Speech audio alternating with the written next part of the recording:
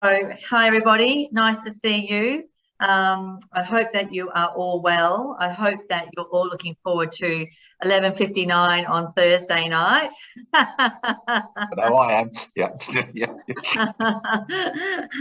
You can see I've got the QT apartments behind me, well, the hotel, one of my favourite rooftop spots. So I'm certainly hoping that once we get open, and I'm double vaxxed, I hope that you're double vaxxed. If you're not, please go and get double vaxxed, because unfortunately that's the only way we're going to get around this situation. Now, I'm delighted to have two guests with me today. We have got Richard Eastwood from Smarter Communities. He's waving, he's there with the blue shirt on. And we've got Alan Ferre from CHU Insurance. So what I'm going to do is I'm going to actually basically have a PowerPoint presentation. I'm determined it's not going to be boring. I'm determined to make this make up for the fact that we're starting a bit later, and also the fact that you've had to be so patient with me. So what I'm going to do is I'm going to share my screen now. We're here to talk about the changes to the Victorian Strata Act, which of course comes into effect at the beginning of, end of December. Just a quick update for the Australian Apartment Advocacy. We're your voice for 2.5 million people who choose apartments when we get our technology right. And we've just launched an education kit in Victoria, which we're very excited about, which you're more than welcome to have a look at on our website. Plus also we have dedicated apartment awards for excellence, which we're looking to roll out into Victoria in the very near future. This session is being recorded. We did have 500 people registered for this. Unfortunately, my technology did not allow for that to occur, but the good news is that we will postpone and we'll be recording this session. So if you can't tune in to us again, then definitely you can watch it online. So Richard, he's come from Smarter Communities.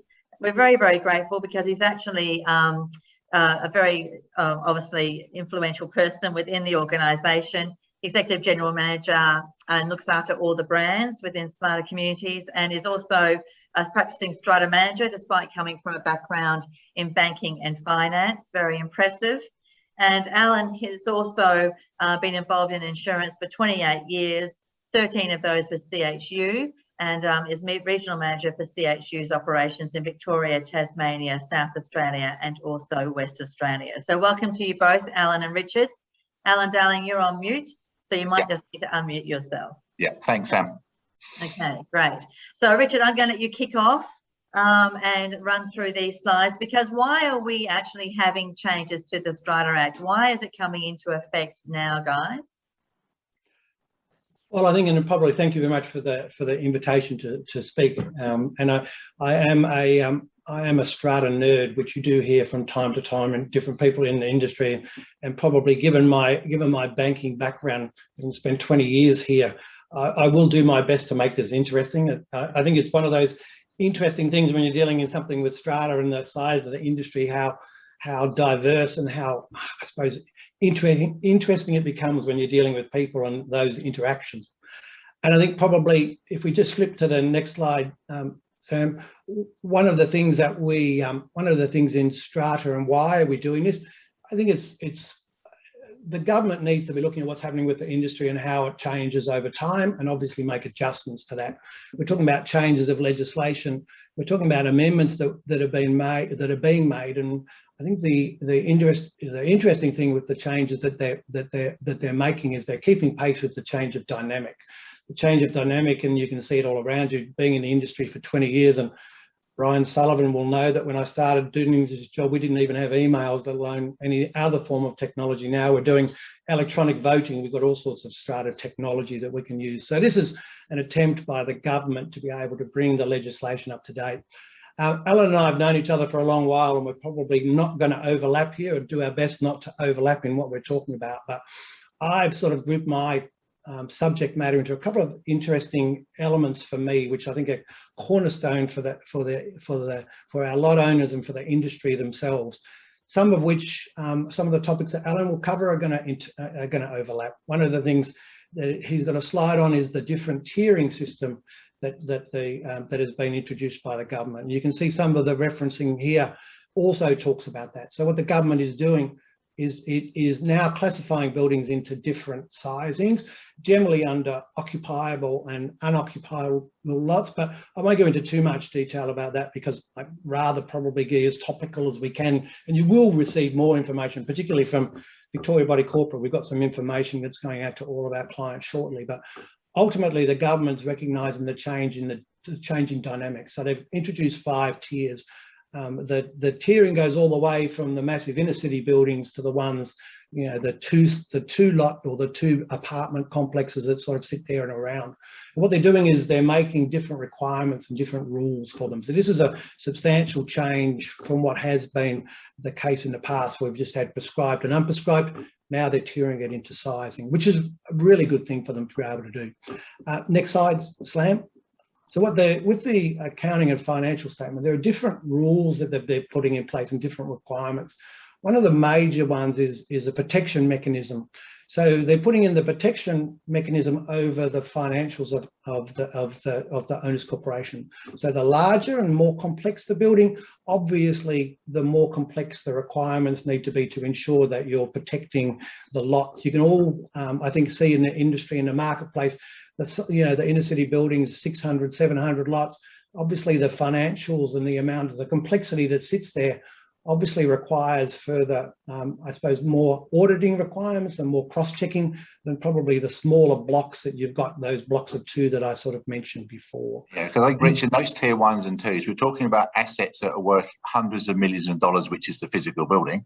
And we're talking about revenue. They're them by size, aren't they, too, guys? Yes. I think that we need to maybe just talk about that quickly. Yeah, I mean, the tiering is very much is the number of lots. So it's tiered that way based on size of the asset, and the size of the asset is driving the level. What the government's trying to drive at is a six lotter does not need the same level of government oversight and influence as a 250 lotter. So it's recognising there's not one glove fits all.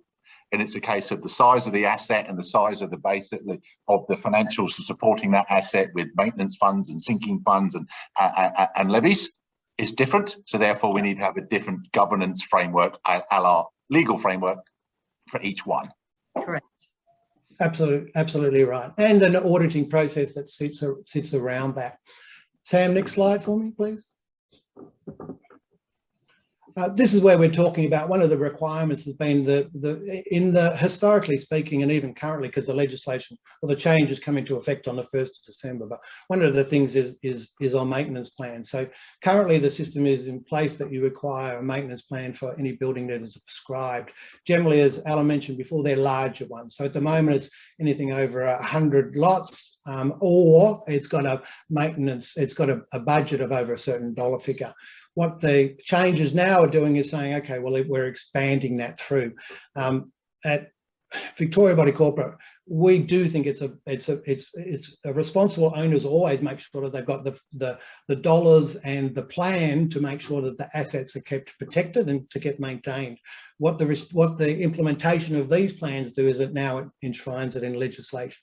So you've now got the tiering requirements that require different owners, corporations, to actually make sure that they're saving for the requirements that obviously as buildings age are required. And it doesn't matter whether you're talking about, you know, a large inner city or a smaller suburban, they still require you to put funds aside for works that are required into the future. So that's where a maintenance plan comes into play, and that's where the new amendments cover off on that requirement. So Richard, does the plan, is there a requirement for both the plan and also for the plan to be funded? Because that's always been that grey area. It's always good having a plan, but there's no money, there's no money. So it's having a maintenance plan and then the costs of that being passed on to the owners, corporation members, and they're potentially, if they haven't got a funded plan already, their levies going up to cover it. Is that right? Well, and also at the moment with even with the maintenance plans at the moment, as I say, they're for larger buildings, but there's a requirement for them to be tabled. There's not actually a requirement for them to be funded. So that's a critical requirement that sits into I suppose the future. And as we do look at these buildings, you know, even a smaller suburban block, when you start talking about repainting, re-roofing, and the maintenance required on any building, you know, you've got a requirement there, you've got a necessity there, and it's a responsibility of owners to make sure they've got the correct funding to be able to allow for that. Yeah, and Sam, I know If you don't repair or look after your building, what actually happens is the cost of kind of like those kinds of works just escalate over time, right? So you do need to be timely with your management, and you do need to be timely with your money. You can't expect to drive a car and not service it for 20 years. You can't afford to actually live in an apartment for 20 years and not to expect money actually on maintaining it, right?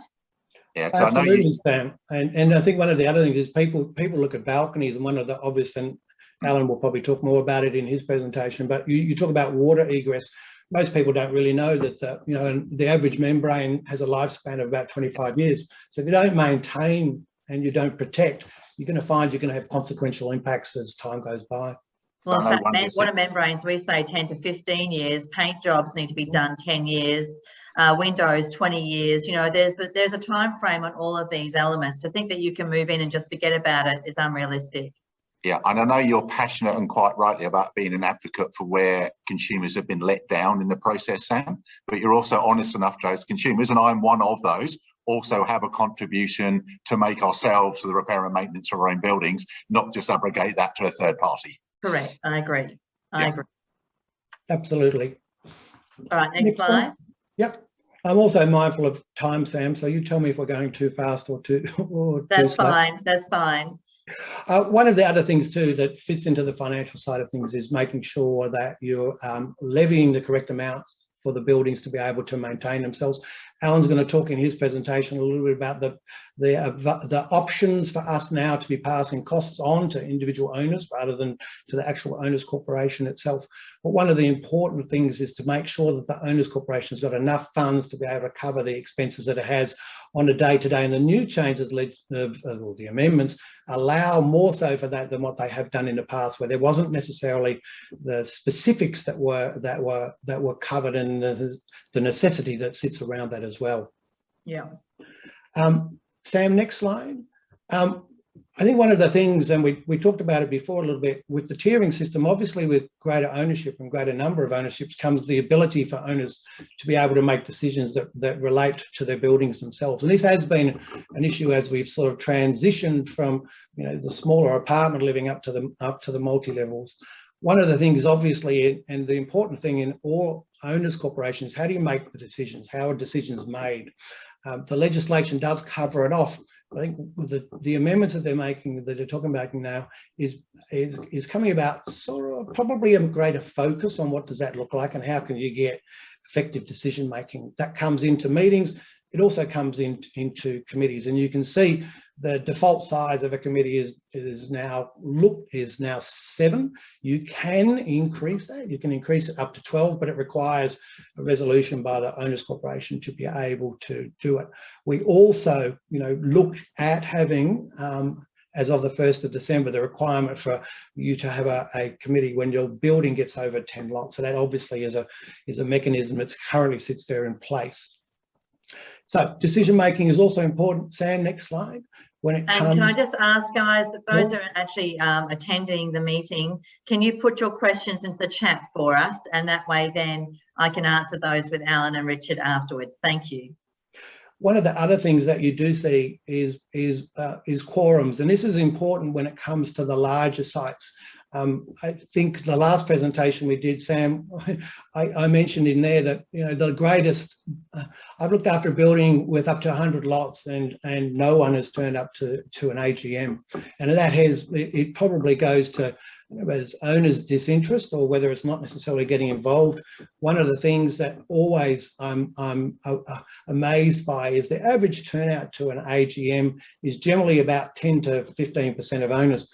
I do hope that with us now being able to offer electronic methods for being able to get into AGMs, you will see that change. But it is not unusual to have no members turn up to an owners corporation, to an AGM. And that, when we're talking about assets of hundreds of thousands of dollars, is a surprise to me. So it is the way that it is. So if we move on to the next slide, Sam, what we're also talking about here when we're talking about the decision making. Yes. Can we ask a question here quickly, if we could, Richard? So the question was about with committees, well, when you say 10 plus requirement, does that mean 10 exactly? So if you're actually a strata of 10 or more, does it mean 10 or does it mean I'm assuming it does. Yeah. Right, so 10 or more. And then what is the percentage of representation to make a decision? Is a quorum correct? Well, that's right, and that's what covered, and that's what I mentioned before. So that's the type. That's the, I suppose, the linear attendees at the meeting, and there is some further detail which we're going to circulate as part of a broader communication to come out to everyone, because it's a very topical question. Yeah, The other question I've got here, if I quickly can, is that in regards to a committee member being only able to proxy another committee member for a committee meeting, does this mean you can no longer have another representative outside the committee represent you? Well, I'm going to talk in a minute about proxy farming. Is it all right if we come back to that? Perfect, let's do that. Yeah, and Rick, just to help me, it's like, so there's 10 people. How many is needed at the meeting to make that a quorum? Because it gets thrown around a lot. How does the math work on a quorum? Well, I think what it comes down to is decision making, and I'm sorry to put this off again, Alan, but I will cover that off in a minute if that is okay. Yeah. Thank you. Great. Is this the right slide, Richard? Yeah. Is that okay? Yes. Oh, I'll get it. Thank you.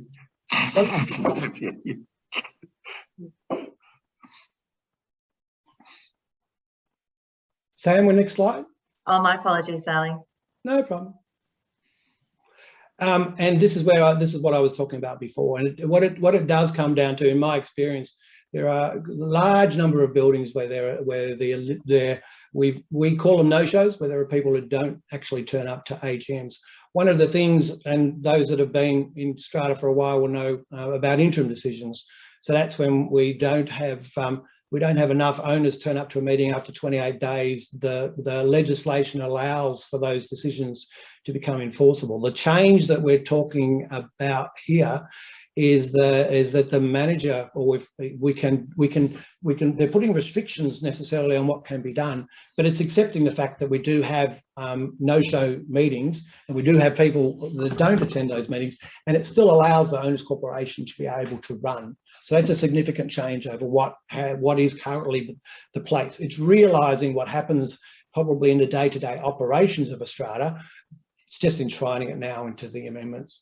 I think it's fair to say, as a strata manager, you would much prefer that you had everybody, all lot owners at the meeting in attendance, making decisions there and then, rather than having to rely on this quorum proxy stuff, wouldn't you, Rich? Oh, and that probably is a change. It's probably one of those things that, I think decision making is really critical and really important, and that's why I don't want to underplay, or actually I want to overplay, or just play the good committees that are in place that are actually making decisions and operating on behalf of the owners corporation. At the end of the day, effective decision making is reliant on the individuals that are attending the meeting doing the right things. So what we like, and I think it probably would go to generally the community, what the community would like would be to be able to have people there making the right decisions on behalf of the buildings and be able to run it through.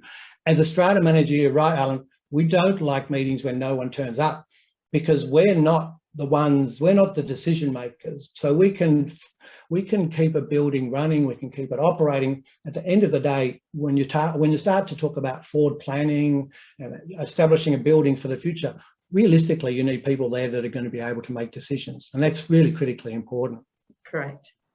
And I like this next slide, Richard, because the number of times I go as a proxy to an AGM and then you have someone holding up 40 votes, right? It does my head in. Is this what we're talking about here? Is that you can't do that anymore? Exactly. Well, it's really specific in its detail, but what you do find, or what it's trying to cover off, is voting blocks that are coming in and being able to influence the owners corporation, the running of the owners corporation. And you do find this does happen from time to time. Thankfully, not that often, but where you've got the decision of individuals backed by proxies determining what happens at a building, rather than the majority of the owners, albeit other by proxy. But I think there could be some unintended consequences, because when proxies are used well, they can use well. So Richard, the strata manager, can only have one proxy. He can't be given 15 proxies, even if they're all for fair purposes. So there will be some downside to this, but that will be worked through. And particularly when we are talking, Alan, about the smaller buildings, and this is the consequences. And when you do, it's even in probably all of the amendments that are being made, there's oftentimes a balancing piece which sort of sits as time moves by, when we get more comfortable with what the restrictions, what the regulations say, and then people adapt to them. So you can see where the government is looking at going with the amendments, but obviously it'll play its way through. And we've had solicitors like you mentioned, Alan, who've talked about the consequential impacts. I think we're going to have to wait and see how that one plays out. You can also see what the government are doing here with defect management. Defect management is something that happens a lot. It's a very topical issue. You see it in the media. One of the, I suppose, the changes that are being made here is you can see the impact that a developer and or the builder is able to have over the property itself. And the different states have done different, and I know this is a passion for you, Sam, when you're looking at the different states and how the different states have tried to cover off this. And I think Sam would probably agree with me, where does the Victorian legislation do everything that it needs to? Probably not. What it is trying to do is trying to cover off that issue and trying to cover it up in one way. I think there's still a lot of work to be played out on this one. Sam, did you want to comment on that? Well, definitely. Listen, this is the number one issue that I do have is, well, when developers then also hold the proxy votes, right? And then they actually stop, defects. And I've got a situation at the moment where there's $700,000 sitting in the retention fund, and the developer's not allowing the lot owners to access it to pay for defects. And he's actually accessing it himself to retrofit apartments that he can't sell to fit an NDIS. And it's just very, very frustrating. So these kinds of loopholes need to be addressed for sure. Yeah, and it's not just proxies. It's also an instance where the developer, it's 20 lots, the developer keeps 11. So they've actually got, they remember the OC. So it stops them using their, what would have been normally legally voting rights to they're taken off the table, not just proxies. Yes. And fantastic. I think, Sam, what you're referring to is what the New South Wales government have done in terms of they've got a percentage that's put aside that goes into a fund to cover defects. We don't have that, and it's not part of the amendments that are looking at being made. I think once again, this goes on to the to defect management, and what it does go on to is the ability to be able to take action for defects. One of the things that VBCS are doing is we're looking at getting an individual that's specifically going to be responsible for defects and how we are able to assist owners corporations to be able to work their way through this. I mean, it's natural, I think, it's almost a fait accompli that new builds are going to end up having defects. I think the relationship between the company, the strata company, VBCS, and the client is very topical, and we need to be able to assist the owners to be able to work their way through it. What's common property, what's private, how you work the way through that it is quite a complicated subject. And you'll see more from us in our blogs. For those of you who do follow us, we're on Facebook and on LinkedIn, and you'll see we do put out communiques on these type of subjects, which go into obviously more specific detail. Yeah, and I think that's an important point, because a lot of the buildings, a lot of it's common property, a lot of it's private property, and Rich, you really need those two entities working together, because at times, as a lot owner, Alan is responsible for private property, but Alan's also got skin in the game in the common property because I'm a member of the OC, and it's really important that actually Alan wears both hats at the same time and solves both problems, rather than just thinking the OC will do everything, because that's not normally the way it works on defects, is it? That's right, and that's the consolidation of the responsibilities or what you're trying to achieve. To be able to do it in the most succinct and straightforward way is obviously what works best in all owners corporations. Next section is probably on, well, not probably, it's on governance. So, and it's on the ability for us to be able to make rules. As I say, we'll probably talk about this a little bit more in the communication that we're sending out in the next couple of weeks, but it goes to the ability of the owners to be able to set rules that impact on them. And we look to the outward appearance of the building. There's some relatively straightforward things that, you know, that the amendments now allow, but that probably in the past have been a little bit more difficult for us to be able to get through. And Sam, I think on the next slide, we talk about some more of the I suppose the changes that we're looking at doing. And you can see what we're also getting into is I suppose the lifestyle things. When you're talking about some of the issues that are impacting on owners, you know, it is, you know, things like tobacco smoke, it's noise, it's all of that, it's the different elements that are affecting quality of life, which is something that, you know, is always difficult for government to come into, but the rules and the way that they're trying to do it is obviously trying to get close to, I suppose, having to being able to work through that, I think, together. Sam, did you want to talk about that? Have you got any experience with that?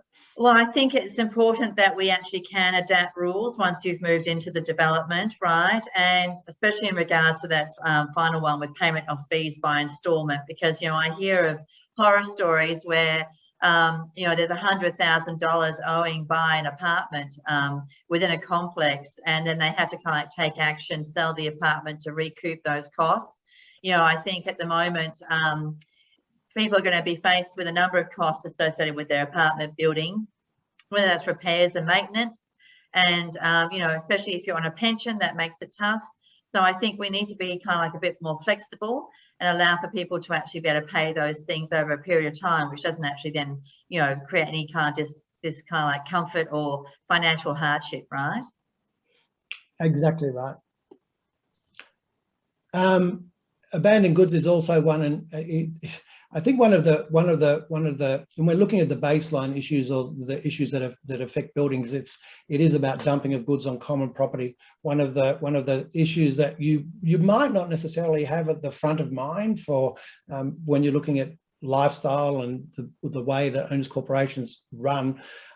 One of the things that always is a topical issue for owners is the ability to be able to remove goods from common property. So stuff gets dumped, one tenant moves out, one tenant, you know, you've got that issue with stuff being left on common property. So the legislation, even though it's not necessarily up in lights, one of the things that is doing is allowing OCs and committees to be able to have a better understanding of what's going on and what they're able and not able to do. Obviously, there's rules in place, and the rules in place cover you can't just grab something and throw it away. There's a process that sits behind it, but it gives a bit of certainty behind something that was a little bit that lacks certainty probably in the past. There's a question here about, are there rules about barbecue smoke? I don't think there would be any rules about barbecue smoke, darling. I think that's definitely an Aussie way of life.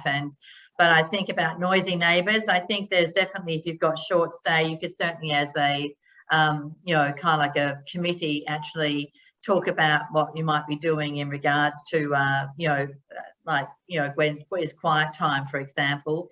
But I think, you know, there has to be a level of tolerance, right, once you move into a strata company or into an apartment building.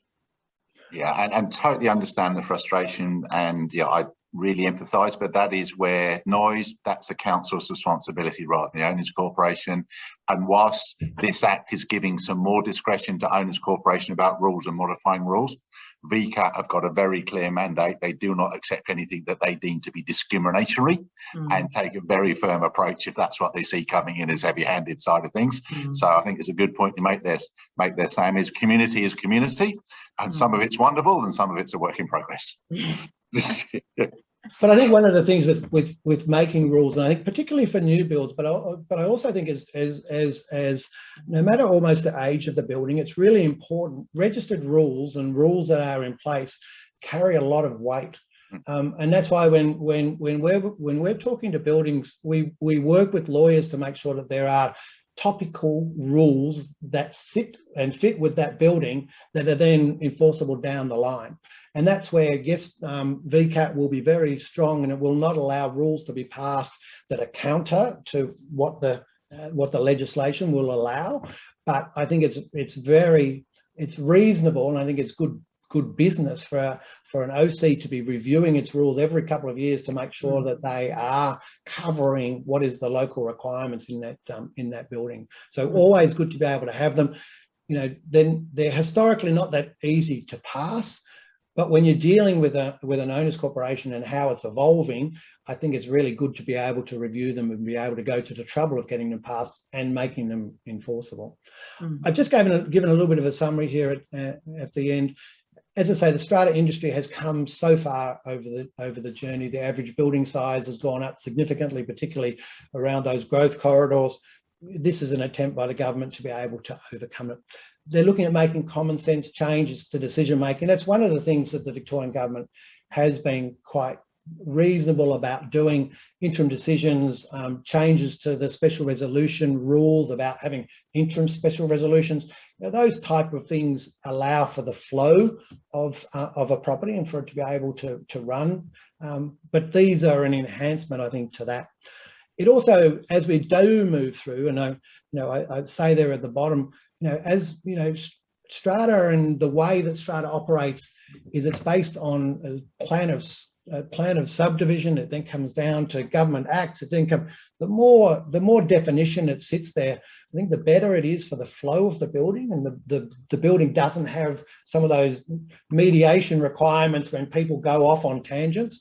What it does mean, though, is I do think the requirement to have a professional manager to be able to understand, interpret and enact, to lead owners, if you like, in the right direction, becoming more and more critical as time goes on. A lot of the disputes that we've dealt with in the past are because people don't understand what they're able to do, don't understand what they're supposed to pay for. It just leads to confusion and to tension, I think, in a lot of the conversations that we have with troublesome owners corporations. Now, Richard, I've just got a couple of comments here. So who can call for an emergency ballot? Like, who is that as an urgent about a ballot, and can it be appealed? I don't know what I'm not understanding the question in terms of an emergency ballot. On an urgent ballot, you've talked about an urgent ballot can be called. Who can do that? To be honest, Sam, I'd have to. Can I review that question and come back to you? I think it's probably more around whether it's ballot. The owners corporations can make a decision in three ways. They can do an ordinary resolution, they can do a special resolution, and they can do unanimous resolution. And normally, agenda items get put up at the AGM or a special general meeting to get voted upon. So, Richard, if I'm itching to get a decision made by the committee today, there's no AGM and there's no special general meeting, how do I get that decision voted on? So I think that may be the question. If that is the question, and it's a good question, Alan, yes. Then it becomes there are the mechanisms that you're talking about. So if someone wishes to raise an issue, depending on the type of issue that it is, as you say, it depends on the resolution that's required. But committees are empowered to make decisions on behalf of an owners corporation. There are all the way through to a special resolution or a unanimous resolution. It really depends on what the owner or the individual is looking for. But there are methods in which those decisions can be made. They're enshrined in the legislation, and as I mentioned before, whether it be a committee, whether it be waiting for an annual general meeting, really depends on the type of issue that you're talking about and the complexity of the issue. Yeah, and I think maybe an example, let's say you want to sue somebody. Well, that might need a special general meeting that might need 75% of people to vote on it. So it really is dependent on the decision that's being asked, is how you actually get the outcome that you're looking to achieve. That's right. And there are some complexities that sit there, and the legislation currently talks about requiring a special resolution to take legal action. They are changing that in the amendments that come through, and it's a little bit complex when you come there. And hopefully, Alan, we're not talking about too many people suing people. It's probably not the best way of operating. But I suppose what we are coming to is individuals in owners corporations having issues that they want to raise and having answers to those. Generally speaking, the flow would normally be a request would come through from an owner. It would come through the strata manager generally for them to be able to facilitate. They would do an assessment on the complexity of it and then work generally in with the committee to be able to determine the day-to-day transactional type stuff. If we're starting to talk about legal actions or defects management or all that sort of stuff, there are powers. We can have EGMs. We can do all sorts of things depending on the level. Oftentimes, one of the issues that we face is owners think that by raising something, it's going to be the strata manager that's going to be able to resolve it. Generally speaking, the decision making, and specifically speaking, the decision making comes from the owners corporation and generally via their committee. So oftentimes a request can come through. It's the committee's empowered to make a decision. The committee makes that decision. The answer is coming from the building and from the owners corporation, not necessarily from the strata manager.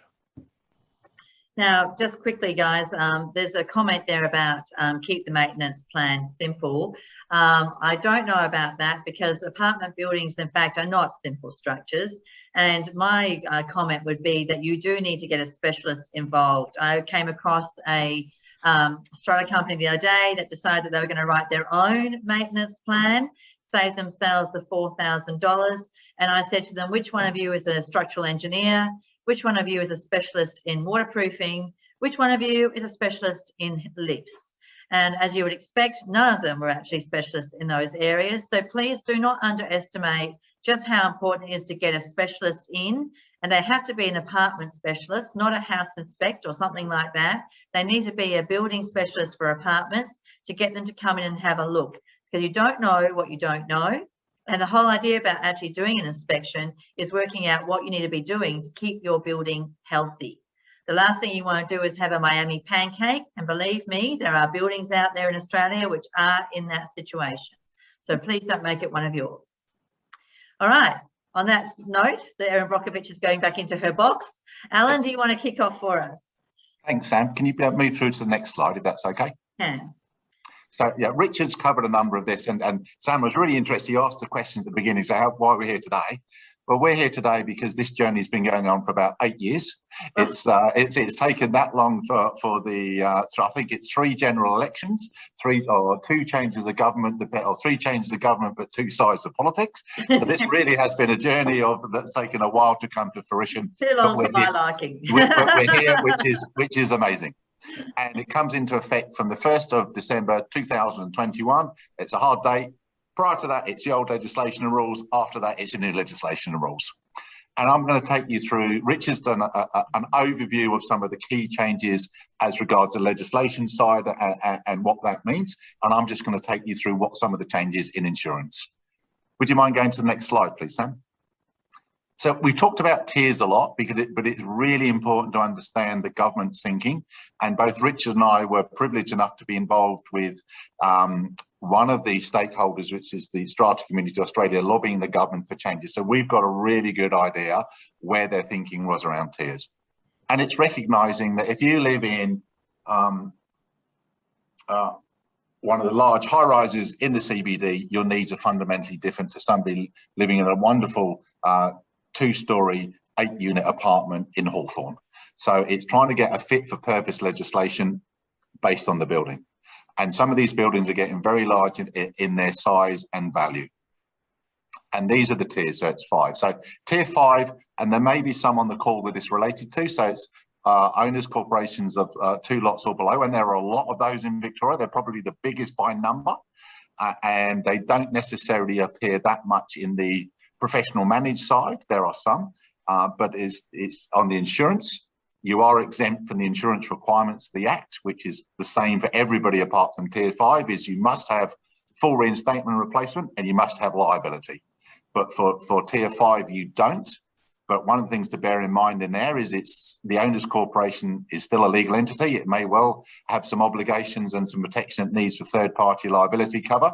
And it always makes sense to protect a primary asset, whether it's a primary asset that you live in and got a mortgage in, whether it's a primary asset that you own as an investor. So just making sure even if you're a tier 5, 2 lots and below, you're still buying insurance to protect yourself because that's just financially prudent to do so. Can I have the next slide, please, Sam? So I talked about liability. So look, what is public liability? So what that means is the owner's corporation, it has a brick wall, no maintenance done on that brick wall, that falls over and it injures somebody walking past, they sue the owner's corporation. So it's where there is the owner's corporation is sued by a third party and they believe the owner's corporation has been negligent and has caused them harm, or, whether that's financial harm or whether that's injury to person. It's been 10 million for a long period of time, and the government recognising two things. Firstly, a lot of owners' corporations are already proactively buying more than 10 million. And certainly in today's environment, the exposures, there has been and there will continue to be liability claims where the owners' corporation being sought damage of more than $10 million. And if there's any shortfall of funds, it all falls back on the owners' corporation and each member who's unlimited liability. So this makes really, really good sense to increase from $10 million to $20 million if you're not there already. And it's not a significant sum of money. You're talking less than $100 for the owner's corporation. So that's not per person, that's for the owner's corporation. But for CHU, we're actually just all policies in force. We're just going to increase it $20 million at no extra cost. Oh, you're so kind. Yeah. Sometimes us insurance underwriting agents of our insurance companies, we can be generous. We try to be, but this is that's oxymoron. But it's nice to see that CHU is doing that. Thank you, Alan. And look, this is quite a technical one, and it's not going to apply to too many on the building, too many on the call. But there are instances where there's an unlimited owners corporation, and there's a limited, and there's owners corporation 2, 3, 4, or 5. They're all separate owners corporations, and currently they tend to buy insurance together.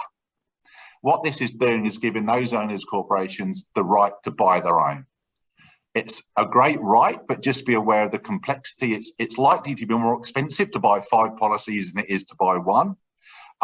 And there may be some other issues on insurance. So before you start splitting out your insurance policies, talk to your insurance broker, talk to your insurance expert you use, talk to the underwriting agency that you partner with, talk to your strata manager, because just because the law says you can doesn't always mean it's the right thing for you to be doing. It depends on your circumstances. Good. That's a good advice. And again, this is another instances where if there is an owner's corporation, but each lot is actually private property, it's just got some shared stuff, you may be able to now have the option to each person buy their insurance for their own standalone property. But it's going to need that unanimous resolution. And Rich, how often do you get unanimous resolutions in your one? What that means is that every lot owner votes in favour of something. It's not 90-10, it's not 99-1. Rich, how many unanimous resolutions do you tend to get? Only 2 lots, Alan, darling. I'm sure that would be okay, but I think in a situation where it's 100, I wouldn't be suggesting you actually buy for individual, because you do need to be seen as being a group, right? Yeah, and also, again, don't underestimate the buying power. It's very likely that it's cheaper to buy 1 policy covering everything that is 11 policies, which would be 1 for each lot and 1 for the common property. Yeah.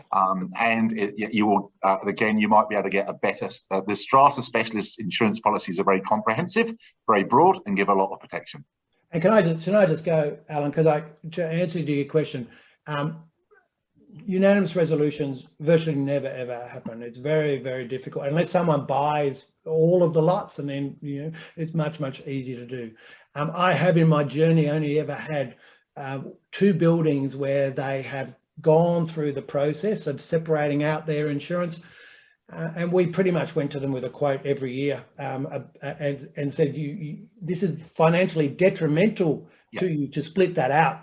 And Alan, I'm sure, is going to talk in a minute about what one of the reasons why they were doing it was because you had a high risk entity as one of the lot owners, and they didn't want to share the insurance cost across all of them. But Alan, I'm sure, is going to talk about that in a second, which is a really positive change, I think.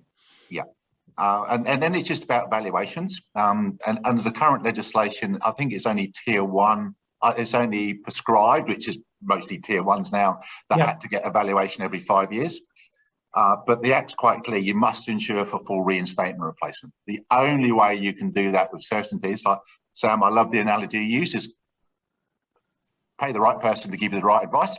Yeah. Pay a valuer who understands how to value the asset and replacement, the reinstatement replacement cost for strata, because then you're meeting your legislative requirements, which is a strict non-negotiable, and you're protecting a key financial asset from financial downside. So it's broadening the number of owners corporations that are now legally obligated to get a valuation minimum every 5 years, but good prudence would say look at it every 3 years and then make the decision around one of your key spends at that point in time. I couldn't tell you how many AGMs I sat at, Alan, where, you know, it was a block of 10, it wasn't prescribed, and the owners sat there trying to come up with a dollar figure for how much the building was going to be, should be valued at for insurance purposes. And it's like, you know, I think as Sam said before when she was talking about another subject, but it's like, guys, you're not engineers, you're not valuers. You know, we're not talking about market value, so mine's worth 500 and so therefore we've got a multiple. You really need experts to do this just for your own protection more so than anything else. Peace of mind.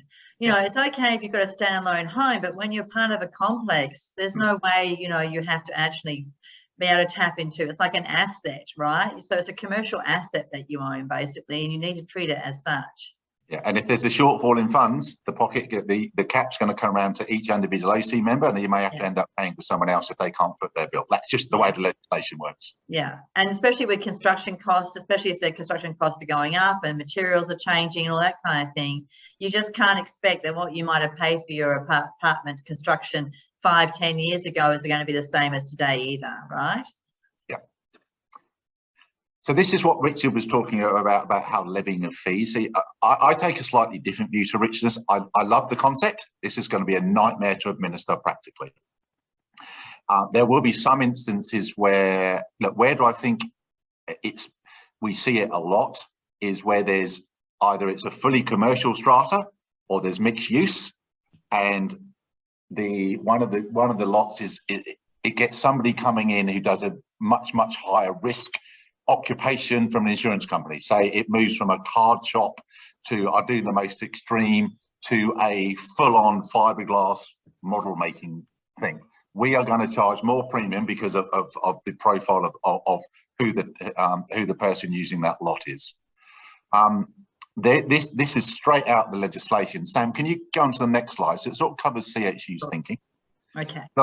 I think yeah, what we've got to remember is insurance is there for a reason. It's there if you have a claim, it responds to put you back to the position that the cover affords you to do so. So if Alan in Unit 3 has a $10,000 claim, that may well put up the premium next year for the whole owners corporation. Yeah. But is Alan in Unit 3 being inappropriate making a claim? No. And next year it could be Richard in Unit 5. So where do you draw the line? And also it says the responsible party must be negligent.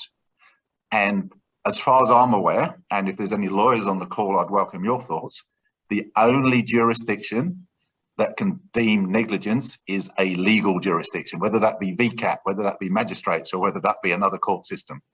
Alan Ferre can't say it's negligent. I might think you are, but that doesn't make it negligent. And it really does have the potential to set that precedent within the OC.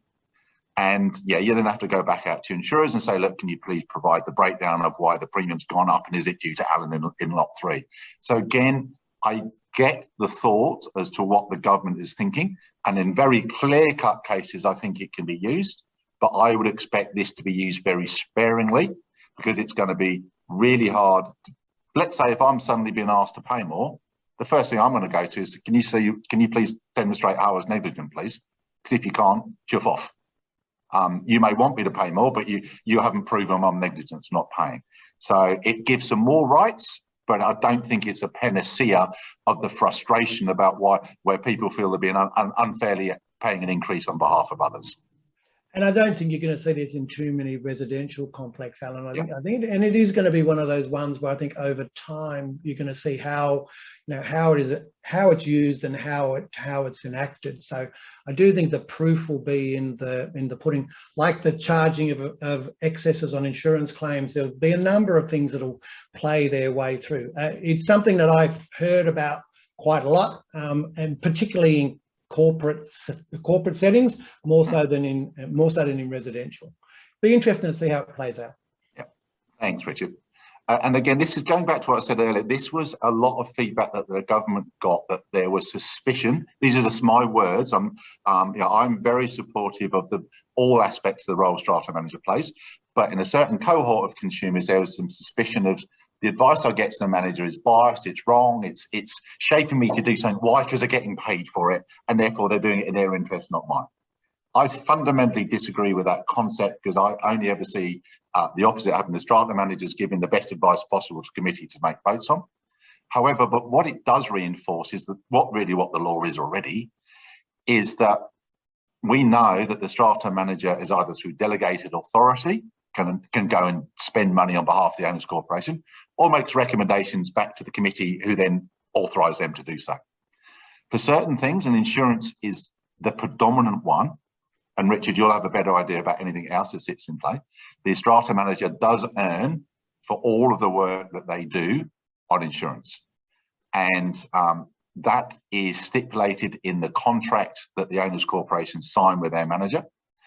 It's also stipulated within various federal legislations the strata manager must disclose.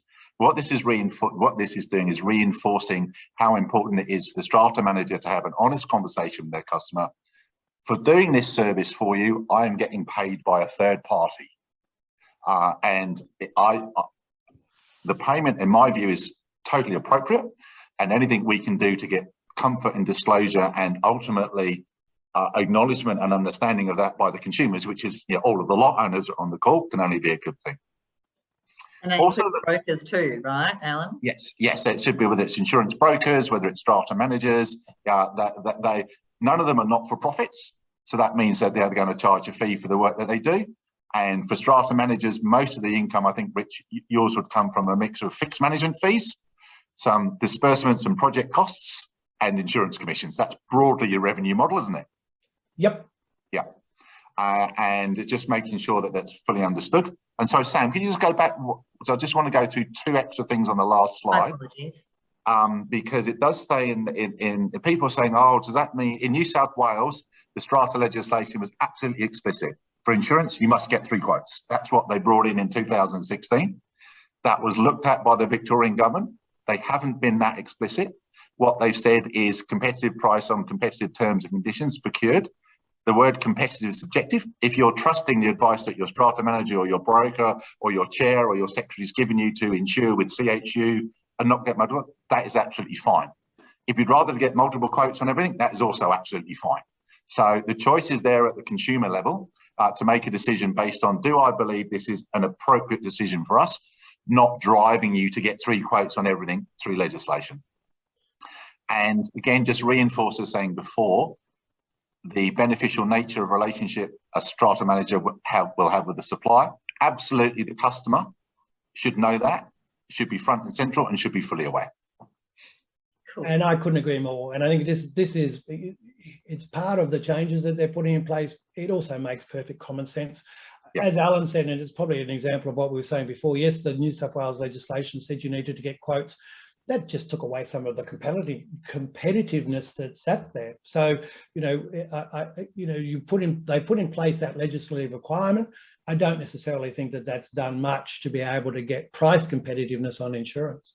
But that probably is something that is a personal opinion rather than anyone else's. And you can see, what the changes are looking at doing is making sure that there is consumer protection. So, does it achieve that? I certainly think so. See, the thing is that insurance has gone up anyway, regardless, right? The Grenfell Tower situation certainly did cause, because most of our insurance is coming from an overseas kind of situation and perspective, and they're looking at risks. And unfortunately, we're having cladding issues, we're having those kinds of situations, and so we are finding insurance going up. And I do actually advocate getting 3 quotes so that you can compare apples to apples. But at the end of the day, you really do need to make sure that your insurance is actually, in fact, for the value of your property, and that you do take it into consideration. And, and we actually have to rely on our strata managers and our brokers for advice in that area. Yeah, I saw the post that someone's put in there. I agree with you conceptually, for a service provider, which is what a strata manager and a broker is to an owners corporation. If they're earning $10,000 for something, I'm not saying that's good or bad, so I don't know the answers to that without looking at the fact. What I do know is that the customer should understand what they're doing to earn their money and why it's an appropriate amount of money. So I'm not making a comment on whether it's 10,000 is too much or too little. So I don't know the work involved or the complexity of the decision making to get there. And one other quick question, if a builder or / developer is involved in the complex, it's 8 years on, do they mean that they can't, you know, if they're a single lot owner, they're not owning multiple lots, does that mean that they still can't vote as of December 2021?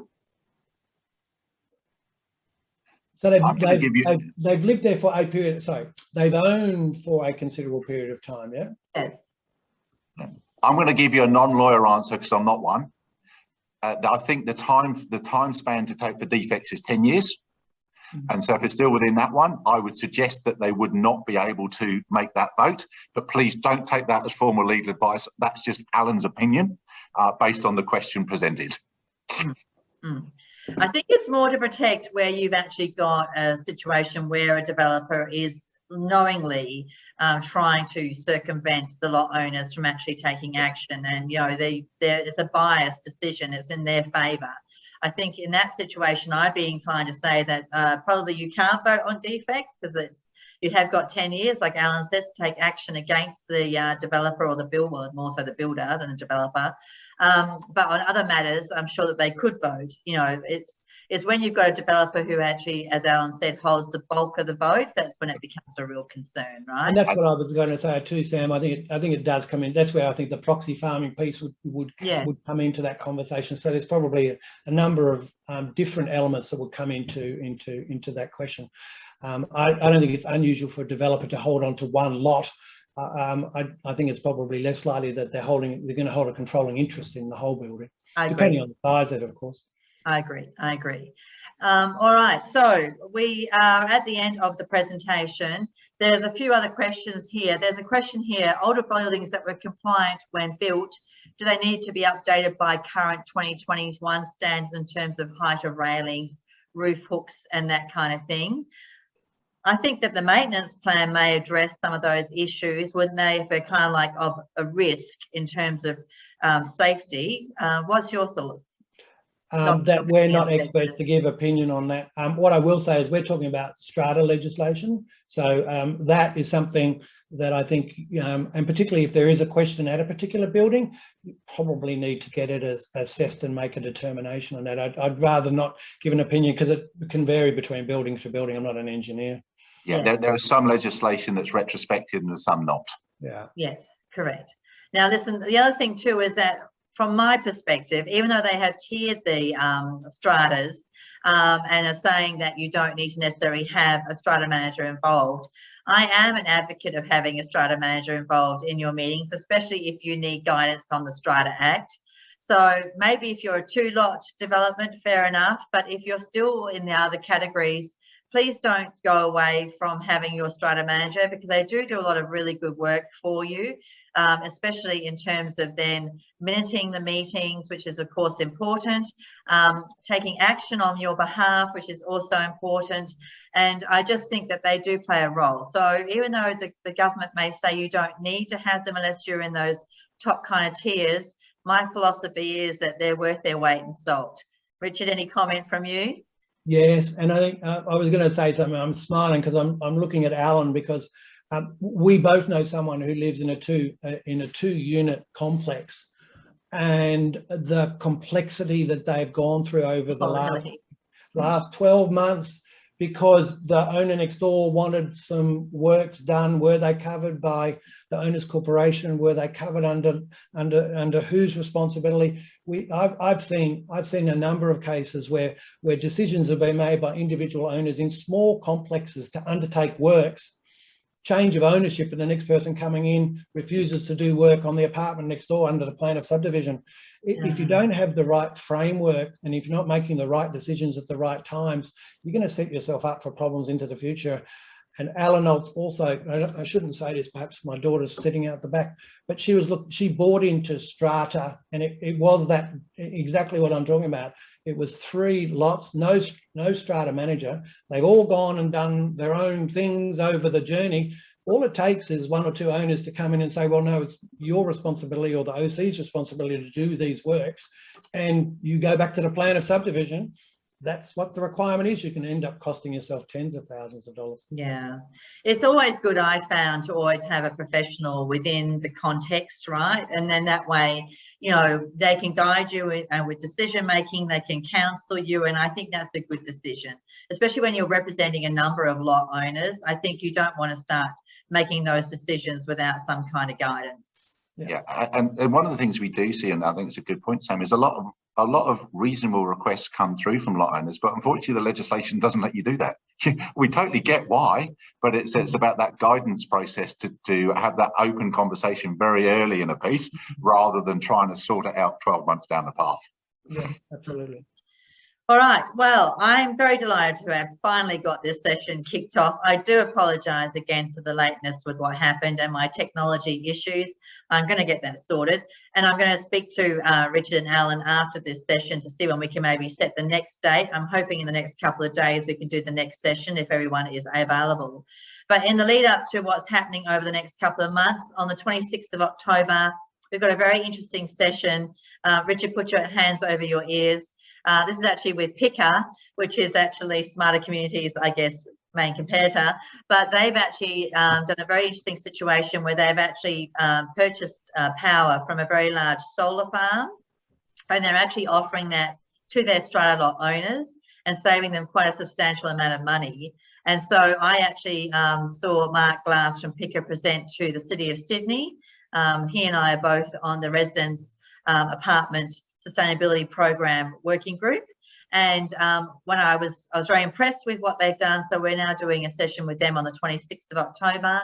The 4th of November, we're talking about investors and what's happening for 2021 and beyond with Biz Oxford Economics. The 11th of November, we're getting nitty gritty into the financials, and Kylie Nelson's talking to me about financial forensics and why it's important to actually do that, especially when you hand over your strata company to another strata manager. And then on the 26th of November, we're talking about mold. My life is very exciting, isn't it? But, you know, we're talking about mold and how you can maybe retrofit ventilation and management techniques so that you actually are not having that issue, because of course we understand that can actually generate from water penetration from outside or from inside, and that's #1 defect that we're actually seeing occur Australia-wide. And so we don't want to look at dehumanizers. We want to actually look at how we can actually deal with these matters on a long-term kind of basis. So if you want to find out more about those events, you can go to our website, you can email me. You all have my email address now, because I've all written to and apologise for today's session not kicking off as I had hoped. And from me, I guess what I would like to say is thank you very much to Alan, and also thank you very much to Richard for giving me your time today. I think that this is a very interesting kind of development we're seeing in Victoria. I think it's long overdue, 8 years. I'm sure it was longer than that. We need to actually see some of these changes come into play. Any final words from either of you gentlemen? I've just got, there are some other questions in the chat that we haven't got to, Sam. I'm happy for you to send those through to Richard and I. Also, I think, to be fair, some we're not going to be able to answer because it's, I hate using, I'm not qualified to do that, but I'm also honest enough to know I'm an employee of a company. So therefore that exposes me. So, but Sam, no problem, you send them through, and if I can answer them, I will. If not, I might be able to suggest who may be able to answer them for you, so you can go back to them. Because the ones about maintenance, I can certainly refer them to contact mine as well. So I was conscious of, after Richard made the comment about this is about strata and Strata Act, that I wouldn't actually muddy the waters anymore with talking about building maintenance. But I will refer because they're all good questions, but maybe you just haven't got the right people on this conference to answer them. That's right. But we will certainly do a session about building maintenance, because I think that you know, with the changes to the Act and having maintenance plans, that's a very timely discussion. All right, Richard, anything from you, darling? Just quickly, can I acknowledge the people that have turned up to this session? because when we were talking earlier on about, you know, we're talking about decision making, we're talking about thought leaders when it comes to how do we manage our sites, how do we drive, you know, our buildings forward. It's people who attend these sessions that familiarize themselves with the issues that actually make the strata industry work the way that we want it to work. Too many times there are people, and I've experienced them all the time, they buy into a building and they're really keen, they're selling out of the building and they're really keen. The whole process in the middle, and we looked at things before about talking about maintenance plans, talking about insurance revaluations, talking about getting engineers to look at technical issues. Oftentimes people are looking at how can they reduce their cost structures rather than looking at how can they invest in the building. And it's committee people and it's people like the attendees today familiarising themselves and educating themselves that then enable the buildings themselves individually to function in a much more efficient way. So thank you. Oh, yeah, I think that's awesome to say that, Richard. Thank you for doing that, because I think it does show that with the fact that we had 500 people registered, I think it wasn't just because they're dull and down the dumps in Victoria. I think it was because they actually do share, you know, a vested interest. And I think that's really great passion, and I'm really pleased to see it. So, and thank you to the Smarter Community team for bumping up those numbers for us last minute. That was certainly very, very effective. It's the biggest kind of like take up I've had in my 5 years, mind you, not always doing things on Zoom, but it's great to see. So Richard and Alan, I'm going to get you guys just to stay on if I may, and then we can talk about the possible next session.